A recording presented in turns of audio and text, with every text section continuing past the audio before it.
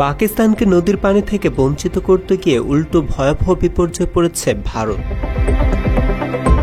সীমান্তবর্তী হিমাচল প্রদেশে বন্যা ও পাহাড়ি ঢলে এখন পর্যন্ত নিহত হয়েছেন অন্তত ৭৫ জন, নিখোঁজ রয়েছেন আরও ৩১ জন। ভারতের দুর্যোগ ব্যবস্থাপনা কর্তৃপক্ষ বলছে শুধু মান্ডি জেলাতেই মারা গেছেন ১৪ জনের বেশি মানুষ। ক্ষতিগ্রস্ত হয়েছে কয়েকশো বসতবাড়ি। এতে আর্থিক ক্ষতির পরিমাণ দাঁড়িয়েছে প্রায় ৫৫০ কোটি রুপি। এই পরিস্থিতিতে হিমাচল জুড়ে ৭ই জুলাই পর্যন্ত জারি করা হয়েছে রেড অ্যালার্ট। ভারত সরকারের দাবি এই দুর্যোগের মূল কারণ অতিবৃষ্টি ও পাহাড়ি ঢল।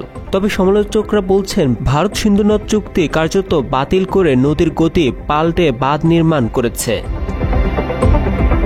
পাকিস্তানকে পানি থেকে বঞ্চিত করার এই অপচেষ্টা চালিয়েছে তারা। সেই পরিকল্পনায় এখন ভারতের জন্য কাল হয়ে দাঁড়িয়েছে। হিমাচলে বন্যার মূল কারণ শতদ্রু ও চেনাব নদীর পানি বৃদ্ধি। এই দুই নদী সিন্ধু চুক্তির অধীনে। এছাড়া ঝিলাম নদীও এই চুক্তির আওতায় রয়েছে। এইসব নদীর পানি ভারত ও পাকিস্তান দুদেশেই প্রভাবিত হয়।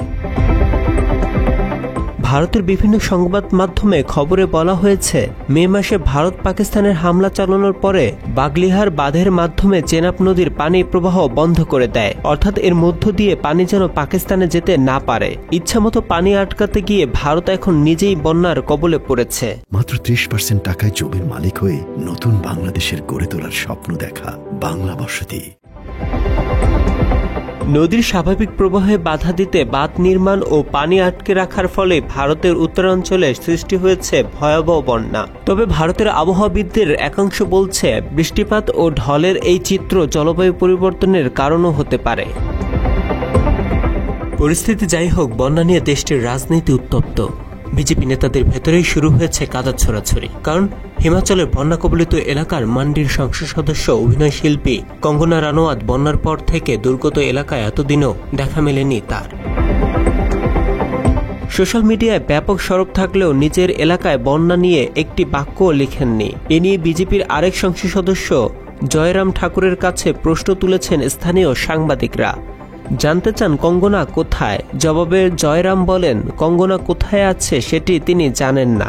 এমনকি এ বিষয়ে কোনো মন্তব্য করতে চাননি তিনি।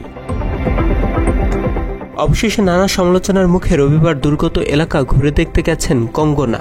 দুর্গত এলাকার মানুষকে আশ্বস্ত করার জন্য তিনি চেষ্টাও করেছেন। তবে কঙ্গনার পরিবার আগে থেকেই কংগ্রেসের রাজনীতির সাথে জড়িত। তার দাদা ছিলেন কংগ্রেসের বিধায়ক। তাই স্বাধীনতাকামী বিচ্ছিন্নতাবাদীরা কঙ্গনার পরিবারকে বিশ্বাসঘাতক হিসেবেই দেখে। এমনকি এই নেত্রী চরমভাবে মুসলিম বিদ্বেষীও। এদিকে ভারতের পূর্ব ও পশ্চিম অঞ্চলে প্রধান নদীগুলোর উৎপত্তি স্থল চীনে। চীন এর আগেও সতর্ক করে দিয়েছে, পানিকে রাজনৈতিক অস্ত্র বানালে বিপদ ভারতেরই বেশি হবে বলে হুঁশিয়ারি উচ্চারণ করেছে চীন। News desk, Bangla addition.